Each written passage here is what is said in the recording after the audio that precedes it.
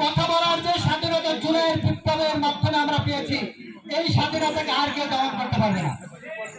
আমরা মন্ত্রীরা একটা কাজ করব, আমরা এমপি মন্ত্রী মিনিস্টার সংসদে বসে উল্টাপাল্টা কথা বলবো, দেশীয় রাজনীতি ধ্বংসের মুখে ফেলবো, আধিপত্যবাদের নিকটে রাজনীতিকে তুলে দিব, দেশকে বিক্রি করে দিব।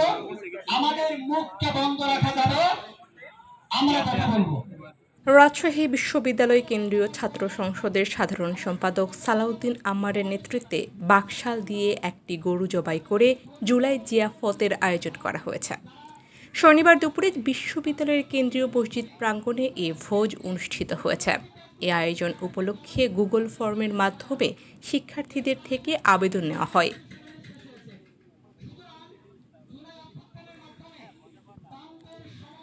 এই আয়োজন উপলক্ষে গুগল ফর্মের মাধ্যমে শিক্ষার্থীদের থেকে আবেদন নেওয়া হয়। 750 শিক্ষার্থী এই আয়োজনে অংশ নিচ্ছেন বলে জানিয়েছেন আয়োজকরা। এই আয়োজনটি রাকসুর ব্যানারে আয়োজন করায় সামাজিক যোগাযোগ মাধ্যমে ফেসবুকে শিক্ষার্থীদের মধ্যে মিশ্র প্রতিক্রিয়া দেখা দিয়েছে। আয়োজনের বিষয়ে রাকসুর দায়িত্বশীল নেতারা বলেছেন, এই আয়োজনের সাথে আমাদের কোনো সম্পৃক্ততা নেই। রাকসুর ব্যানারে কারা আয়োজন করছে সে বিষয়ে তারা এখনও স্পষ্ট কোনো বক্তব্য দেয়নি। তবু রাকসুর যারা এই আয়োজনের সাথে সম্পৃক্ত তাদের প্রতি আহ্বান থাকবে, শিক্ষার্থীদের কল্যাণে বিবৃতিকারক কুরবানির বিষয়টি স্পষ্ট করতে হবে। এই আয়োজন নিয়ে রাজশাহী বিশ্ববিদ্যালয়ের বিভিন্ন বিতর্ক সৃষ্টি হয়েছে। এর আগে গতকাল রাতে এক ভিডিও বার্তায় ভোজের ঘোষণা দিয়ে সালাউদ্দিন আম্মার তার ব্যক্তিগত ফেসবুক পেজে বলেন, 15ই আগস্ট আপনাদের সবাইকে নিয়ে আমাদের যে প্রাণপ্রিয় গরুটা আনতে পারছি তার নাম দেওয়া হয়েছে বাকশাল। এই বাকশালটাকে আমরা কোরবানি করে আমরা উদযাপন করব।